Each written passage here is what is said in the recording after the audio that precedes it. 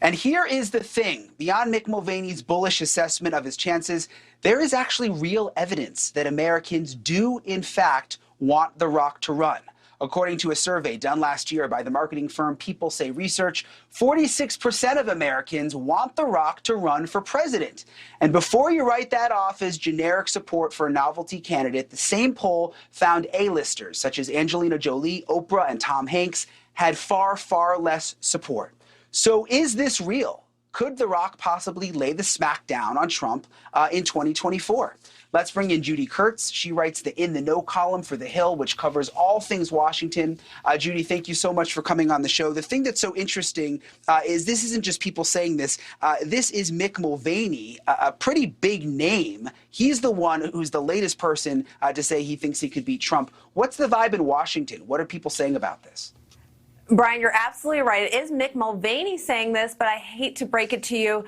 I have to say, I smell what The Rock is cooking, and it smells a lot like publicity pie.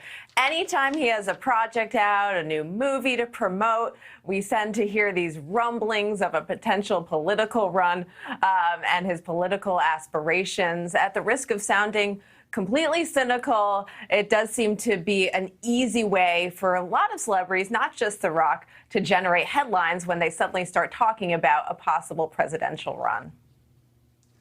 Yeah, absolutely. And guys like The Rock know how to make headlines. And he does sort of have this cult following, though. I mean, it's different than other celebrities. There are people who just absolutely love The Rock. More and more, we've seen these celebrity candidates. Dr. Oz, also former Auburn football coach Tommy Tuberville, is now a senator in Alabama. What do you make of this? I mean, what do you make of these sort of celebrity, not the typical candidates now coming forward?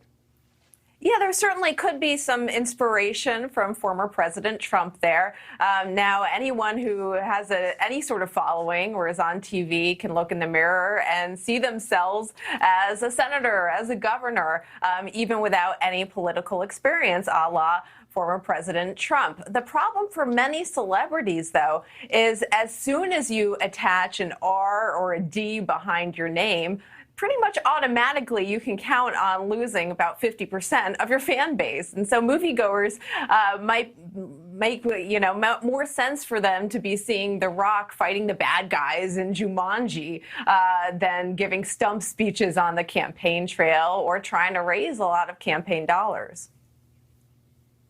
Yeah, I think that's a good point. I think a lot of people, even people I know, were surprised that Dr. Oz is a Republican. They didn't know until he ran. And I think people, the roles that they're in, whether you're a movie star, you have a talk show about medicine, you don't talk politics, and now all of a sudden you're in the political realm.